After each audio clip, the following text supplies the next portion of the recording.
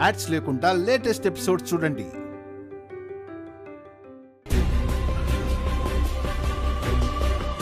త్వరగా చెప్పండి, నేను వెళ్ళాలి. నిన్ను అవసరం మనది కదా, ఆవేశపడకు. చూడు ప్రియా, నా కొడుకుతో పాటు నీ బ్రతుకుని కూడా టీవీలకెక్కించేశావు. నువ్వు సరదాగా చేశావో, ఓ సాహసంగా ఫీల్ అయి చేశావో తెలియదు గాని నీ జీవితాన్ని కూడా సర్వనాశనం చేసుకుంటున్నావు. డ్యామేజ్ అయిన నీ బ్రతుకుని కొంత డబ్బిచ్చి రిపేర్ చేద్దామనుకుంటున్నాను. నువ్వేమంటావు? నేను డబ్బు కోసం చేయలేదు, డాబు కోసం చేయలేదు. ఇలాంటి మాటలు చెప్పకు, నమ్మేలా ఉండవు.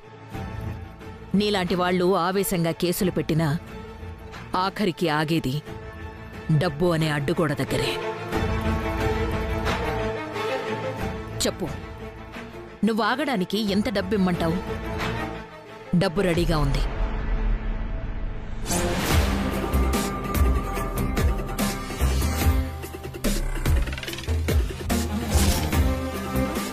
తొందరపడి ఏది చెప్పకు. చెప్పు ప్రియా, నీ దూకుడు ఆగడానికి ఎంత డబ్బు కావాలి? 10 లక్షలు? 10 లక్షలు చాలా చిన్న అమౌంట్. 20 లక్షలు? వీళ్ళ ఆస్తికి ఈ బేరానికి అస్సలు సెట్ అవ్వడం లేదు. 50 లక్షలు?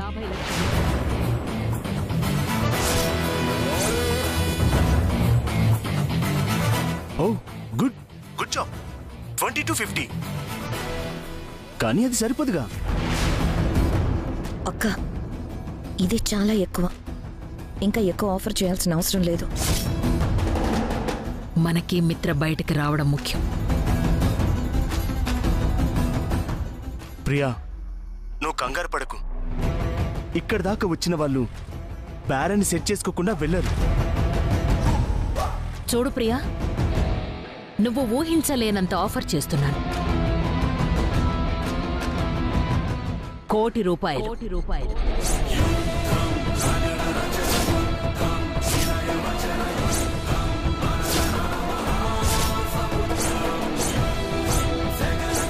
అమౌంట్ రెడీగా ఉంది.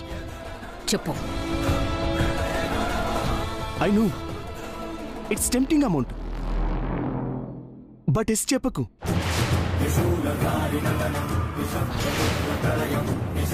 ప్రియా, వద్దని చెప్పు ప్రియా.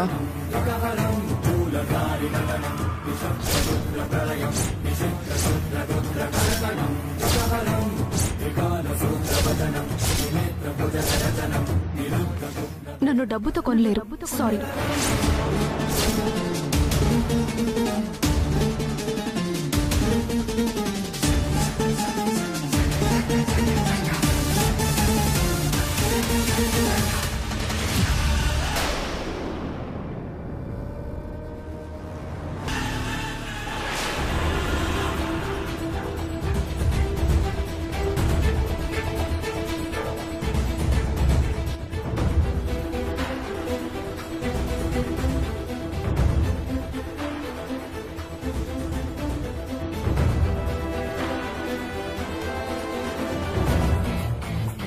ఆ ప్రియాకి ముందు ఆశ కలిగింది, అంతలోనే ప్లేట్ మార్చింది.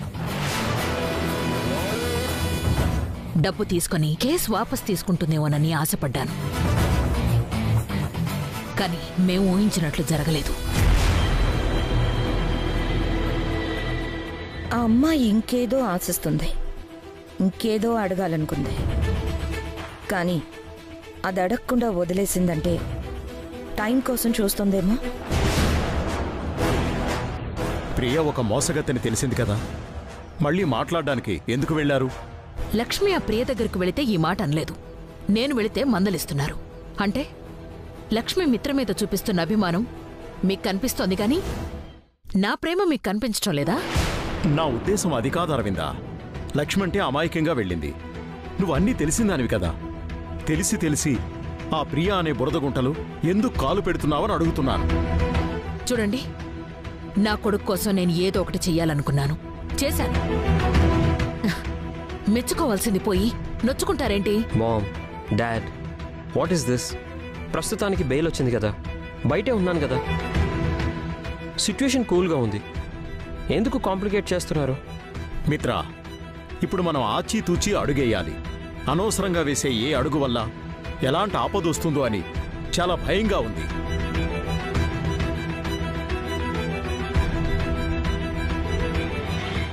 Excuse me.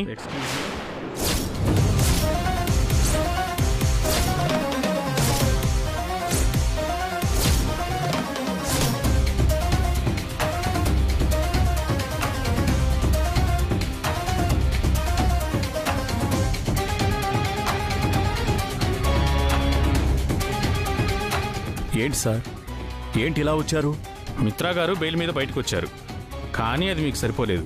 అందుకేగా ఆ ప్రియాని బెదిరించి భయపెట్టి కేసు వాపస్ చేయించాలనుకుంటున్నారు, అంతే కదా?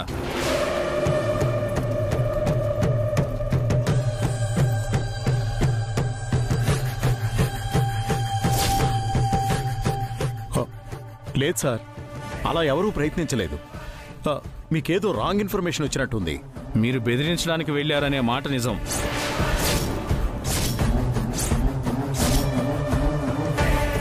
ఇంకా బుకాయించాలని చూస్తే ఏంటండి లాభం?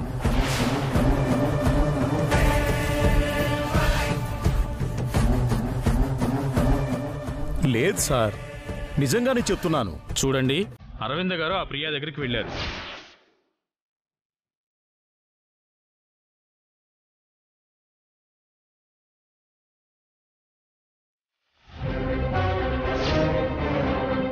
డబ్బులు ఆఫర్ చేశారు, కాదంటే కేసు వాపస్ తీసుకోమని బెదిరించి మరీ వచ్చారు.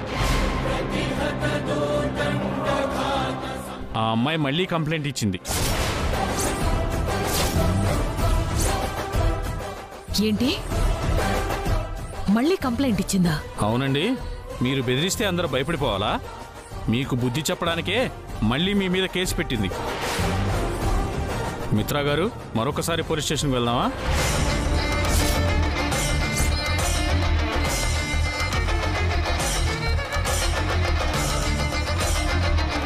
సార్, ఏదైనా తప్పు జరిగింది అంటే అది నా వల్ల జరిగింది. వెళ్ళింది నేను, డబ్బులు ఆఫర్ చేసింది నేను, కేసు వాపస్ తీసుకోమని అడిగింది కూడా నేను. మీరు అరెస్ట్ చేయాలి అనుకుంటే నన్ను అరెస్ట్ చేయండి, నా కొడుకును వదిలేయండి ప్లీజ్ సార్. అరవింద్ గారు, ఈ కేసులో ప్రధాన ముద్దాయి మీ అబ్బాయి. ప్రియా ఎలాంటి ఇబ్బందులు ఎదుర్కొన్నా, ఎలాంటి బెదిరింపులు ఫేస్ చేసినా, ఎలాంటి ప్రమాదానికి గురైనా కానీ దానికి పూర్తి బాధ్యత మీ అబ్బాయి మిత్రగారే అవుతారు. మీరు చేసిన పనికి తన మీద ఎఫెక్ట్ పడుతుంది. మిత్రగారు, పదండి వెళ్దాం.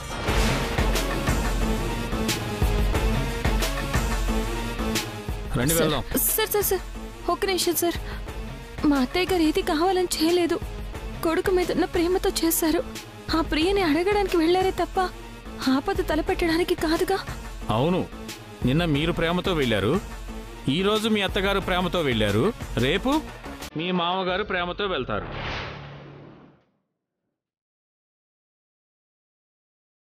మీ అందరూ మిత్ర మీద ఎంత ప్రేమ చూపించి ఆ ప్రియాని బెదిరిస్తే మీ మిత్రాకి అంత ప్రాబ్లం అవుతుంది.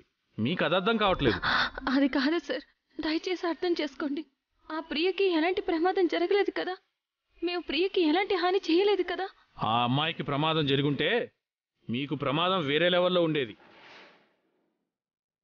బ్రతికిపోయారు. మిత్రగారు, పదండి.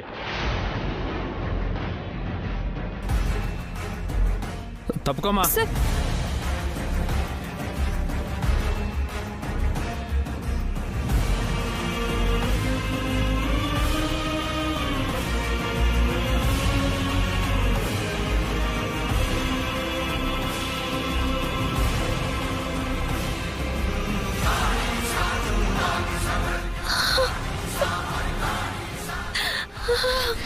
వదినా,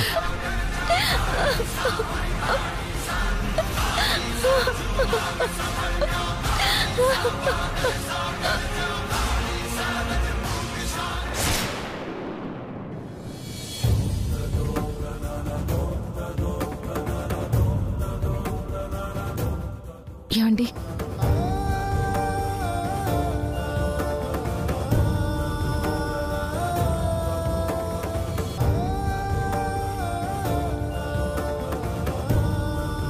లక్ష్మి, వివేక్, ఏంటిలా?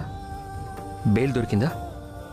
లేదన్నయ్య, వదిన నిన్ను చూడాలి అంటే తీసుకొచ్చాను.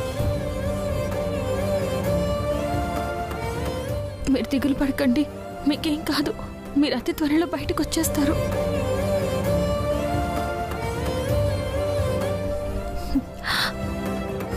నాకు ఇందాకటి నుంచి ఎడమ కన్ను కూడా కొట్టుకుంటుంది. ఎడమ కన్ను కొట్టుకుంటుందా? అయితే అమ్మాయిలకి ఎడమ కన్ను కొట్టుకుంటే శుభసూచికం. నాకు శుభసూచికం ఏముంటుంది?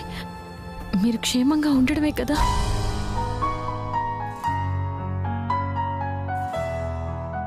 అందుకే మీరు ఖచ్చితంగా త్వరలోనే బయటకు వచ్చేస్తారు.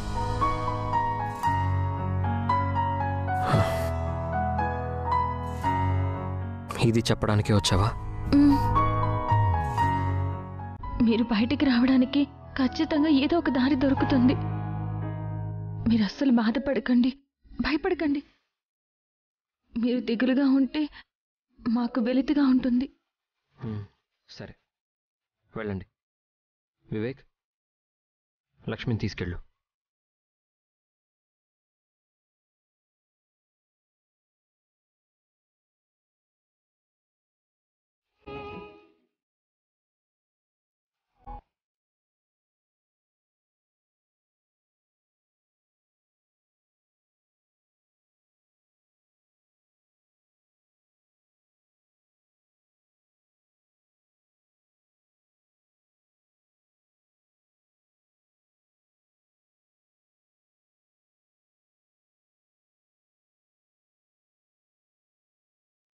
మీకేం కాదు మిత్రగారు, నా మనసు చెప్తోంది. మీరు కూడా అదే నమ్మకంతో ఉండండి. సరే లక్ష్మి. మిత్ర, నాకు ఇప్పుడే తెలిసింది. యూ డోంట్ వరీ, నేను లాయర్తో మాట్లాడాను.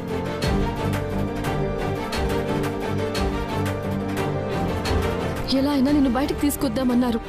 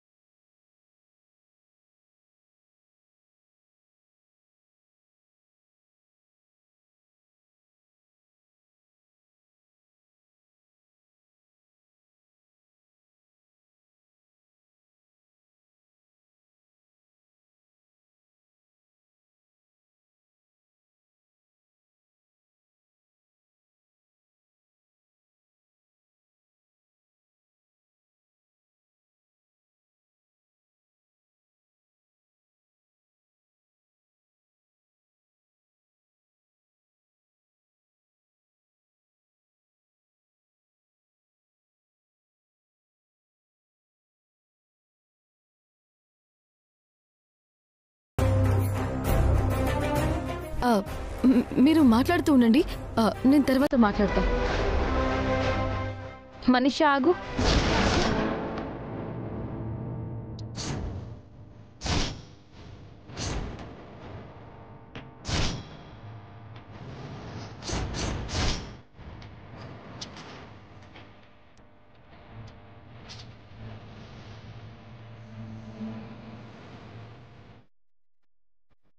నీకు మిత్రగారికి మధ్య ఏముందో నాకు పూర్తిగా అర్థమవుతోంది.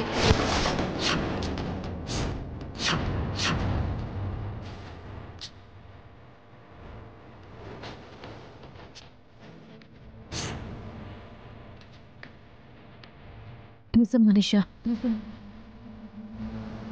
ఇప్పుడిప్పుడే అర్థం చేసుకుంటున్నాను.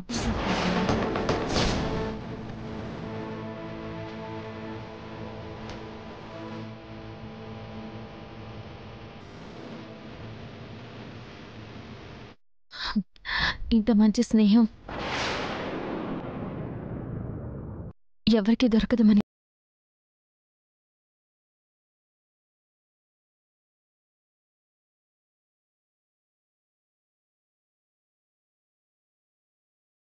స్నేహితురాలు దొరకడం నిజంగా మా ఆయన అదృష్టం.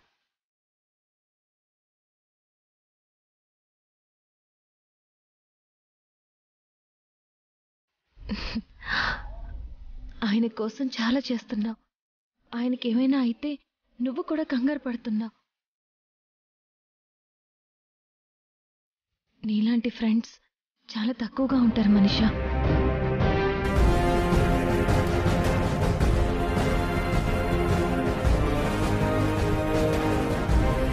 మేడం, చాలా టైం అయింది, మీరు బయలుదేరతారా?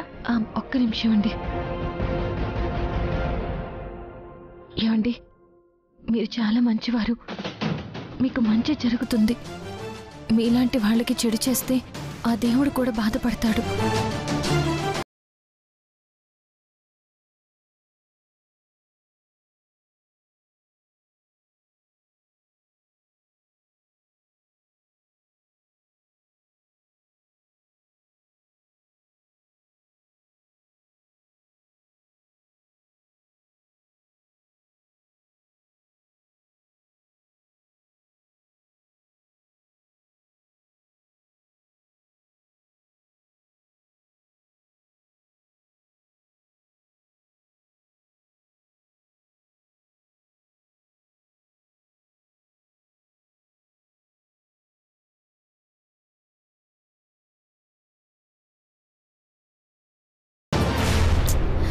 అసలు నువ్వు ఏమంటున్నావో నాకు అర్థం కావడం లేదు చందు.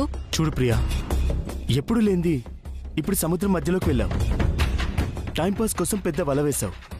ఎలాగో వేశావు కదా, 1-2 చేపలతో ఒడ్డుకు వెళ్ళిపోవడం ఎందుకు? కాస్త ఎదురు చూస్తే వలంతా నిండిన చేపలు మన సొంతమవుతాయి. ₹1,00,00,000 చందు, మనం ఎన్ని రోజులు కష్టపడి సంపాదిస్తే వస్తుంది? తీసుకుంటే లైఫ్ సెటిల్ అయిపోయేది కదా. అయ్యో ప్రియా, నీకు పాయింట్ అర్థం కావట్లేదు. నందన్ ఫ్యామిలీ అంటే కోటీశ్వర్లు. అందుకే కదా మనకు 1,00,00,000 పడేస్తానన్నారు. ఆ 1 కోటితో సరిపెట్టుకుంటే ఎలా ప్రియా? 5 crores అన్నా ఇస్తారు. నో 10 అడిగినా ఇవ్వగలరు. ఇంకా చెప్పాలంటే 20 అడిగినా వెనుకాడరు. ఏంటి, 20 కోట్ల? ఎస్. మనం మరీ అత్యాసపోతున్నామేమో. ఆల్రెడీ అత్యాశలోనే ఉన్నాం. దాంట్లో మళ్ళీ ఎక్కువ తక్కువ ఏంటి చెప్పు? మళ్ళీ ఇలాంటి పనులు చేస్తావా? అదృష్టవశాత్తు ఒక మహత్కరమైన అవకాశం వచ్చింది. దాన్ని కరెక్ట్గా ఉపయోగించుకుందాం. కానీ అంతిస్తారా అని డౌట్. పెద్దవాళ్ళు పరువు కోసం ప్రాణమైనా పెట్టేస్తారు. డబ్బులో లెక్క. ఇప్పుడు వాళ్ళకి బెయిల్ రావడానికి చాలా టైం పడుతుంది. అందుకే మనం ఎంత అడిగితే అంత ఇవ్వడానికి సిద్ధపడతారు. ఇప్పుడు మళ్ళీ బేరానికి వస్తారు కదా, మనకు కావలసినంత డిమాండ్ చేద్దాం. అర్థమైందా?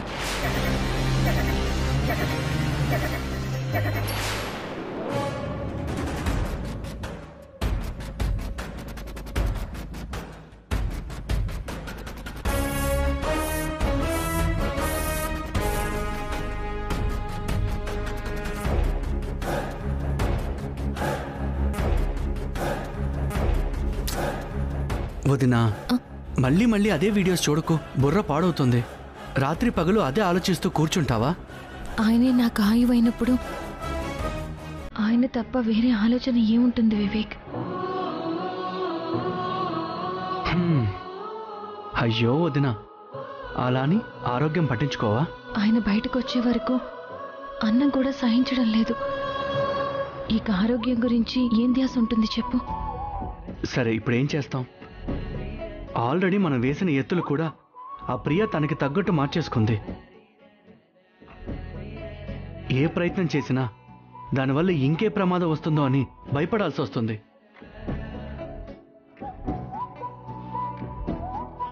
ప్రమాదం ఉన్నప్పుడే పదునుగా ఆలోచించాలి వివేక్. అంటే ముల్లుని ముల్లుతోనే తీయాలి, వజ్రాన్ని వజ్రంతోనే కొయ్యాలి. వదినా, నాకు మామూలుగా చెప్తేనే అర్థం కాదు. ఇలా ఇండైరెక్ట్ కోడ్లో చెప్తే ఇంకేం అర్థమవుతుంది చెప్పు? అమ్మయ్యా, నవ్వావా? వదినా, ఇలా ఉండొచ్చు కదా, ఏదో కోల్పోయినట్టు అలా ఉండకు ప్లీజ్. సరే గాని వదినా, ఇందాకేదో చెప్తున్నావు, ముళ్ళు వజ్రం అని. మన న్యాయంగా పోతుంటే పని జరగడం లేదు. ఆ ప్రియ అబద్ధం చెప్పి అన్యాయం తలపెట్టింది కదా,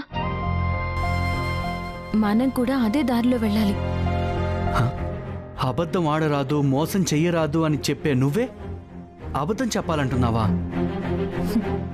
ఒక నిర్దోషిని కాపాడడానికి చెప్పే అబద్ధం నిజం కన్నా గొప్పది. అబ్బబ్బబ్బబ్బా, ఏమన్నా చెప్పావా వదిన? Quotation of the year. Comedy చేయకు వివేక్.